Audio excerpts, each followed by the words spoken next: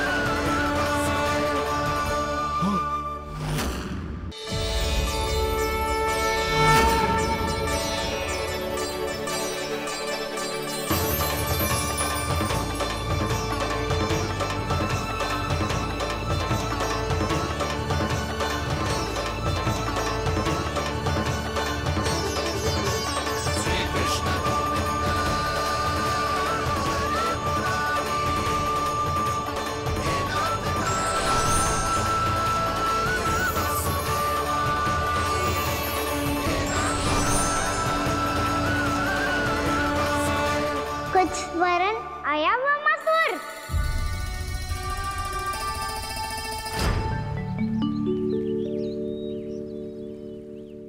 बहुत समय पहले की बात है, बहुत बड़े भूमाकर राज करते थे तुम्हें महान राजा भीमम के नाम से जाना जाता था। सब कुछ था तुम्हारे पास, पर शांति नहीं थी। इसीलिए शांति की खोज में अपना संपूर्ण राज अपने पुत्रों को सौंप कर मलय पर्वत की ओर चल दिए।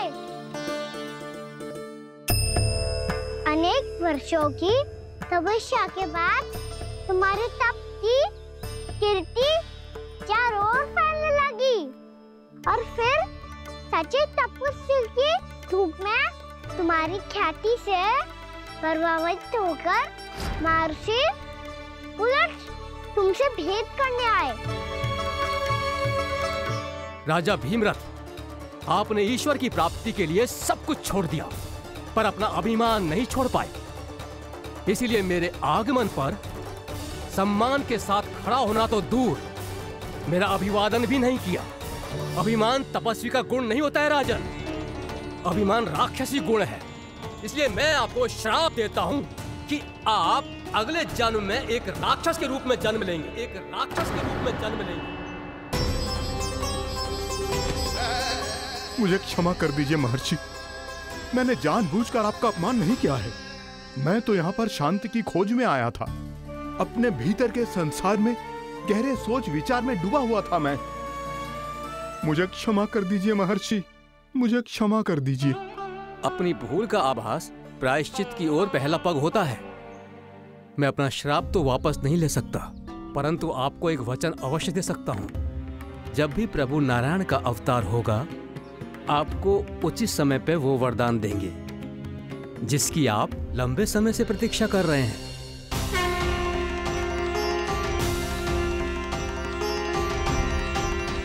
प्रभु, आपने मेरी आंखें खोल दी। अब मुझे पता चल गया है कि आप कौन हैं और मैं कौन हूँ। इसलिए आप मुझ पर कृपा करके अपने चरणों में स्थान दे दीजिए। मुझे वो शांति प्रदान कीजिए जिसकी खोज में मैं वर्षों से भटक रहा हूँ। शांति तो मोक्ष में ही है, इसीलिए मैं तुम्हें मोक्ष का वरदान देता हूँ।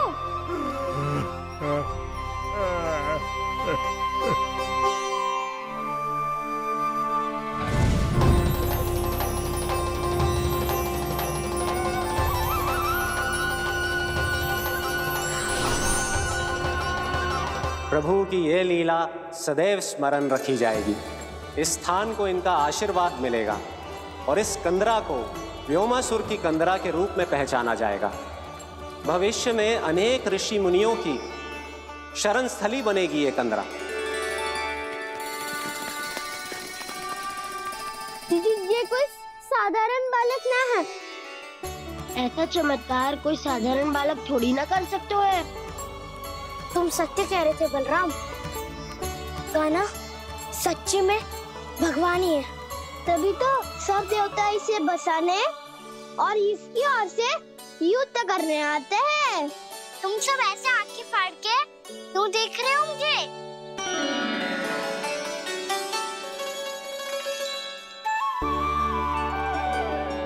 बलराम, तुम बलवान हो और कान्हा भगवान है। दूर दूर तक कोई दिखाई ना दे रहा है। ना जाने किस हाल में होंगे बालक। कहीं हम ही तो मार्ग ना भटक गए शीघ्रता के चक्कर में। अब तो एक पग भी ना चलो जा रहे हो। जल, किसी के पास जल है क्या? कंठ तो मेरा भी सूख रहा है मौसी। भाभी, निकट ही जमुना जी है, कहूँ तो वहाँ से जल ले आओ। मैं भी जा रही हूँ भाभी, एक से भले दो। हाँ चल, शीघ्रता से आओ। हाँ।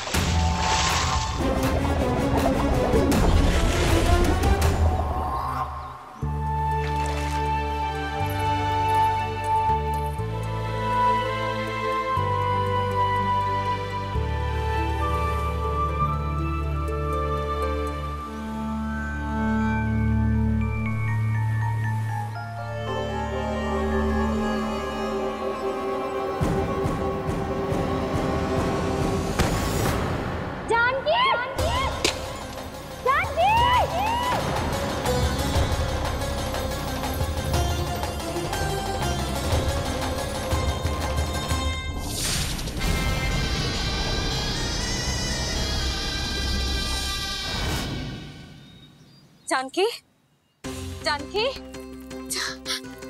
क्या होगा इसे? देखो ना जी, अब छलिया की सूचना मिलते ही हम सब बालकों को ढूंढने चली गई और ढूंढते ढूंढते सबको बहुत प्यास लगी आई जी। तो जानकी जमुना जी की नदी से जल लेने गई और उसने जमुना जी का पानी पिया और उसकी जेदशा हो गई। बालक कहाँ है? वो ठीक तो है ना? ऊपर से सब ठीक है, पर भीतर से बहुत भयभीत है सब। जानकी तो बिल्कुल नीली पड़ गई है। लग तो है विष फैल गया है इसको पूरे तन में। मथुरा के सर्वश्रेष्ठ विदेह जी को बुलाए गए हैं उसके उपचार के लिए। जैसे ही इसने जल को मुंह से लगाया, ये गिर पड़ी। चटपटाने का अवसर भी ना मिलो। हाँ वैद्य जी, और निकटी मृत पशु भी पड़े हुए थे। हाँ, मैंने भी अस्थियां देखी थी। इसका तो यही अर्थ हो सकता है कि समस्या वहाँ के जल में ही हो। वैद्य जी, आप रोगी की नाड़ी पे ध्यान दो ना। जे गोपिया क्या कह रही है उसे सुनने की आवश्यकता ना है। जब तक विष के कारण का पता नहीं चल जाता, हम उपचार कैसे कर सकते हैं रानी जी? जी, वो निकट ही यमुना जी में एक विशेष क्षेत्र है। जे सब उसी के जल की बात कर रहे हैं। तब तो ऐसा भी हो सकता है कि किसी विषैले सर्प के काटने का प्रभाव हो। पर सर्प के काटने का चिन्ह ना है उसके तन पे। सर्प जब काटता है तब उसके दांत के चिन्ह बन जाते हैं। मुझे पता है, बड़े बड़े सर्प को काटते हुए देखो है मैंने। एक दिन अब बस कर उज्जवल, ये बड़ी बड़ी हाँकने का समय ना है। पर यदि सर्प ने ना काटा है, फिर जानकी की ये दशा किसने की? अवश्य किसी राक्षस ने की होगी। नाना, कोई विषैला पशु भी तो हो सकता है। यह अवश्य किसी महाविषैले सर्प के विष से हुआ है। सर्प ने भले ना काटा हो, लेकिन यह अवश्य ही किसी महाविषैले सर्प के विष के कारण हुआ है। कालिया नाग। कालिया नाग?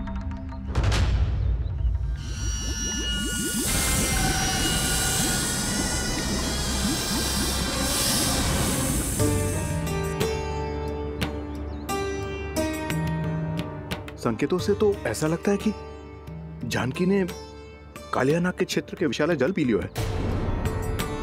कालिया नाग एक लोक सुरती है, कल्पना में गढ़ी हुई एक कथा, और कछु न है। हमें जाके पता लगाना पड़ेगा। पर हमें वहां जाने मना क्यों है ना बड़ों ने? उज्जवल सही कह रहे हो है। इस समय जानकी के स्वार्थ से अधिक महत्वपूर्ण और कछु ना है। जानकी हमारे लिए ही जलाने गई थी जी, ना मैं उसे जाने देती ना जैसा वो तो। वैद्य जी आप शीघ्र कछु करो, कैसे भी कछु भी करो पर इसके प्राण बचा लो। यशोदा, धैर्य रखो, श्री नारायण पर विश्वास रखो, वो सब ठीक कर देंगे।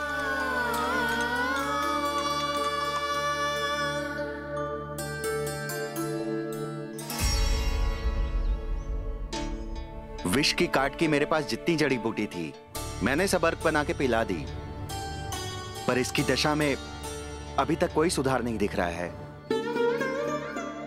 यह अंतिम जड़ी बूटी है, अगर इससे भी चमत्कार नहीं हुआ तो फिर जो नारायण की इच्छा।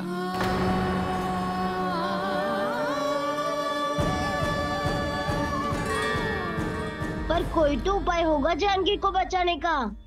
कान्हा, यदि तुझे किसी औषधि के बारे में पता है हमें बता दे, हम जाके ले आएंगे।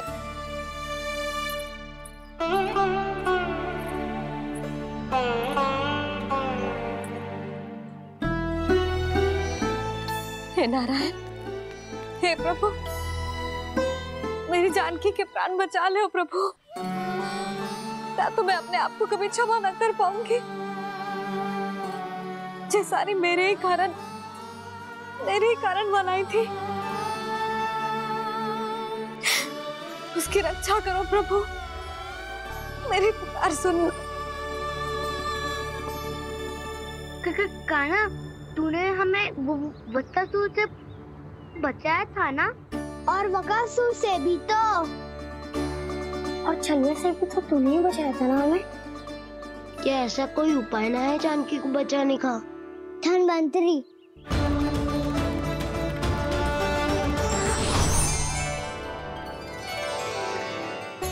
मैं आ गया हूँ प्रभु, चिंता मत कीजिए, आपके आदेश का पालन अवश्य होगा। यशोदा मैया,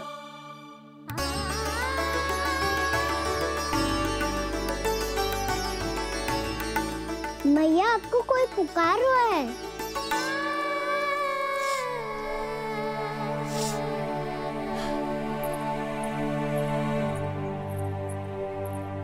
चिंता मत करो मैया, अब धन्वंतरी जी आ गए हैं और सब संभाल लेंगे। धन्वंतरी जी कौन है? जिन्होंने संसार का आयुर्वेद दिया,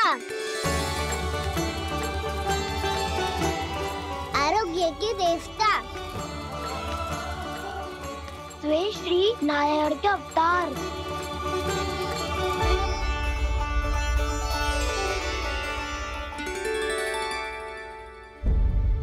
मुझे पता चला है कि आपको वेद की आवश्यकता है। हाँ हाँ, भीतर आइए। आइए आइए बैठे जी। जी रहे। मथुरा का सर्वश्रेष्ठ वैद्य अर्थात मैं यहां आ चुका हूं और रोगी को जितनी औषधि की आवश्यकता थी सब दे चुका हूं।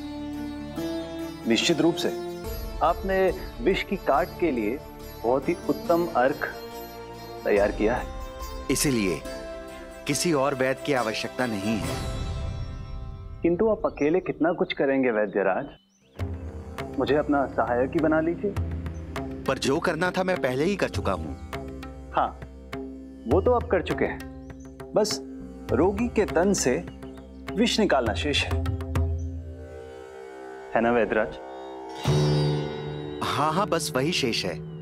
इनके रक्त को विष रहित करने में मैं आपकी सहायता करूंगा।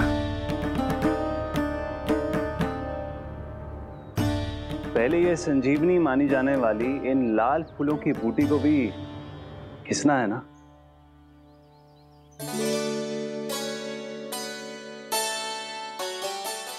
हाँ हाँ, तुम सही कह रहे हो, इसे अच्छे से घिसो।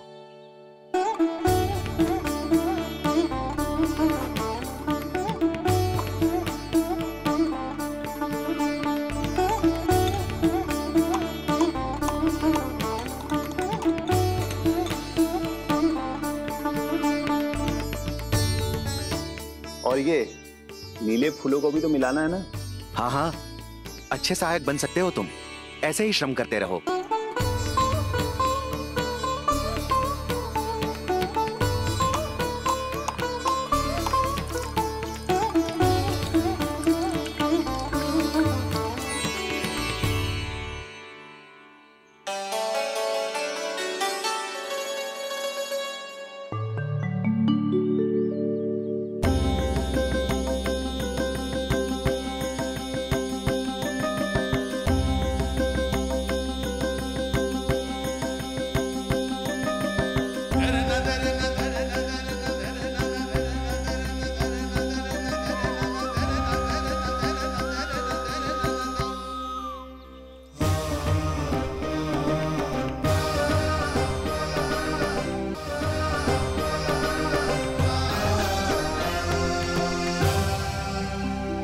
जानकी स्वस्थ तो हो जाएगी ना धन्वंतरी जी? धन्वंतरी? प्रभु, अब मैं क्या करूं? आपने तो स्वयं ही मेरी पहचान उजागर कर दी। जी क्या करो कान्हा? आप सब ऐसे क्यों देख रहे हो? मैया कहती है ना, सभी वैद धन्वंतरी जी का ही रूप होते हैं। वाह कृष्णा, चतुर तो हो तुम। वैसे वास्तविक धन्वंतरी मैं हूँ। मेरा अर्थ है वास्तविक वैद्य मैं हूँ। ये तो मेरा सहायक है, मुझे पूरा विश्वास है बिल्कुल ठीक हो जाएगी। वैसे ही थोड़े ना मुझे मथुरा का सर्वश्रेष्ठ वैद्य कहते हैं लोग।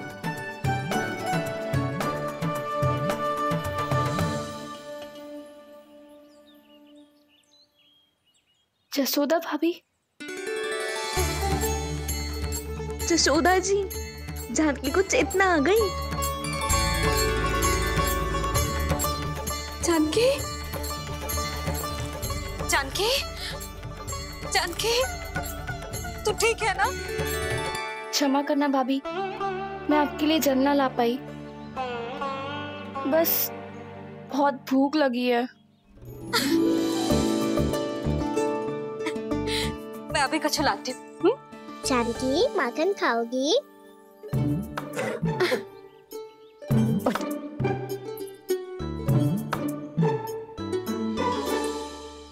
आजा, तू ही खिला दे लल्ला।